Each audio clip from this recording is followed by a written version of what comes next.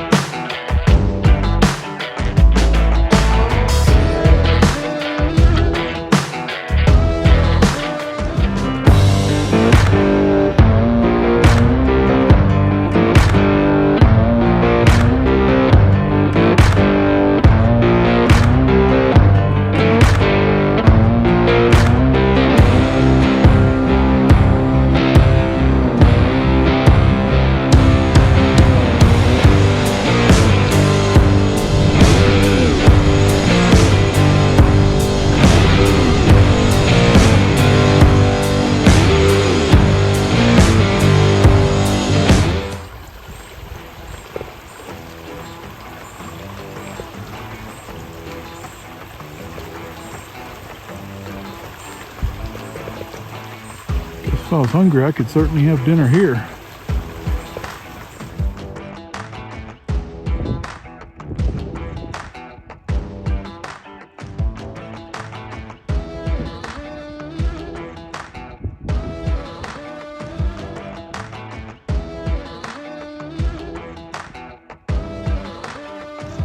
Well, spring is in the air, and it is definitely mating season.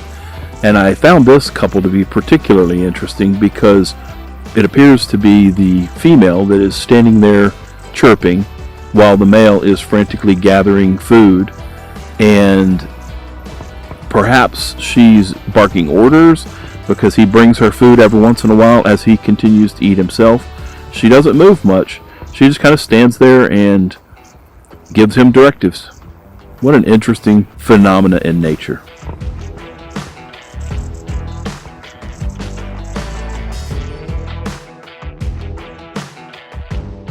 Montpelier Reservoir was such a beautiful area, and as the snow had pretty much melted by the time I was getting ready to leave, I wanted to take advantage of a bathing opportunity for that river that was right next to my campsite. It was cold, but it was definitely worth it. And there was also a popping noise that I was hearing. From a distance, it almost sounded like gunfire, but I realized that it was coming from the top of the reservoir. So I made my way up to the reservoir, and I made my way to the spillway. And as I looked down the spillway, I realized that what it was is it's a release valve, and air is popping through it. But if there was enough water pressure coming through it, then it would actually send that water through that release valve rather than backing up in the reservoir or even overspilling the embankment.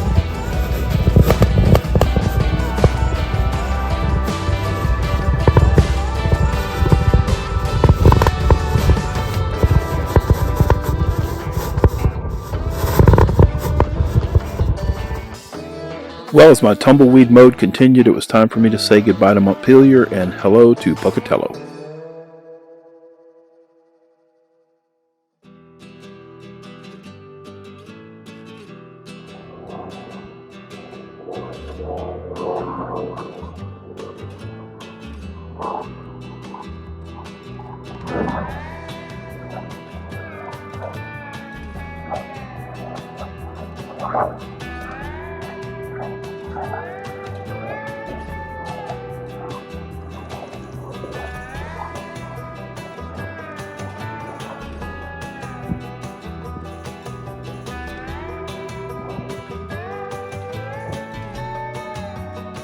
Well, for the sunset tonight, I was able to get the perfect hue of pink to the east.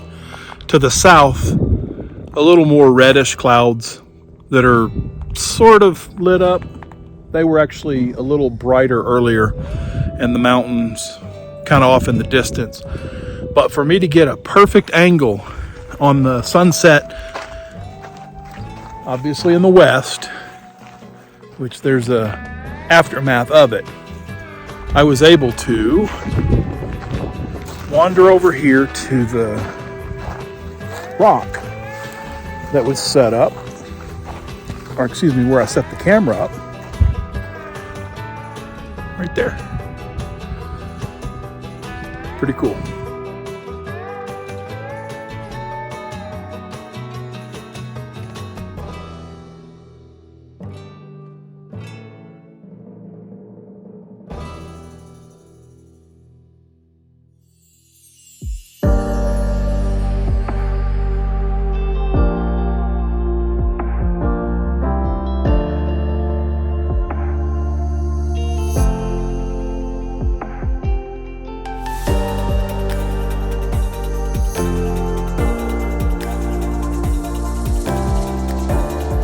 It really did look like it was shaping up to be a very beautiful day, but the weather did change.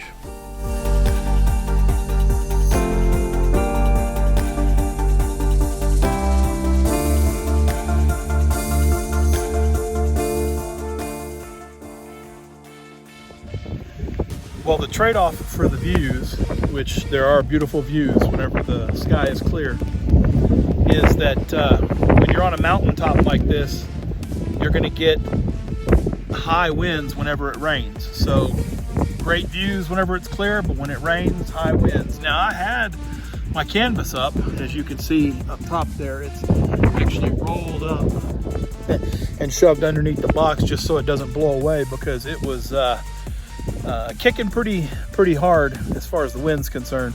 I'm kind of hunkered down on the edge of Sarah, just riding it out, catching the rain, and if nothing else, getting an impromptu free shower. I'm gonna see if I can catch a couple of those gusts that are coming through that would have, well, it did almost rip the solar panel off the top of my truck. And by the way, right behind me, that little edge of the cliff right there, that is, well, it drops down about 1,000 feet or so, right on the edge of that. And as you can see, it's only about 25-30 feet from the front of my vehicle. So I've had the solar panel secured enough, but as the wind kicked through, it tried to rip it off, so I had to pull that off pretty quick too. Let me turn this camera around and catch some of these gusts.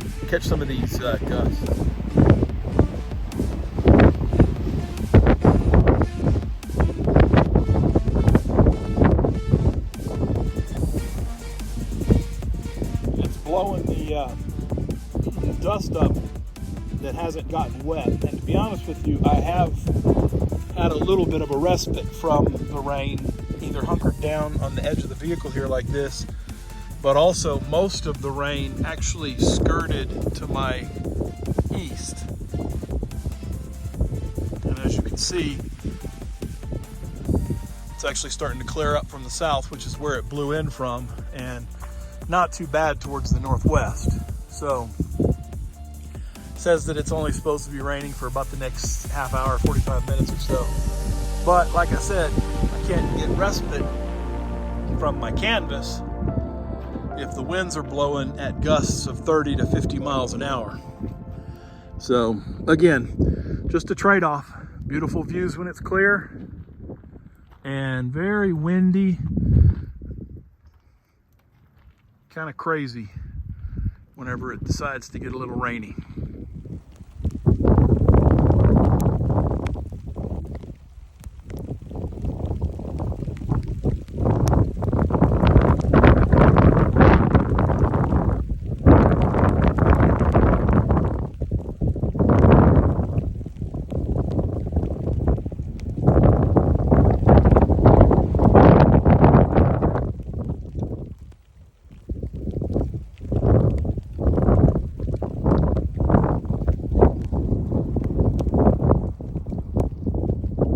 And I was just sitting here and I was thinking about how peaceful it is and how much I'm enjoying this area. Fuzzy, by the way, you would love this because you can actually put in the river and float for half hour, 45 minutes, maybe 2 hours, and then walk 200 or 300 yards, maybe a half a mile, and you're right back where you started, because it does this. It's like S curve, so you can basically put in and take out after a few curves and just kind of walk straight back to your vehicle. Anyway, loving the area, thinking about how peaceful it is, how much I'm enjoying this.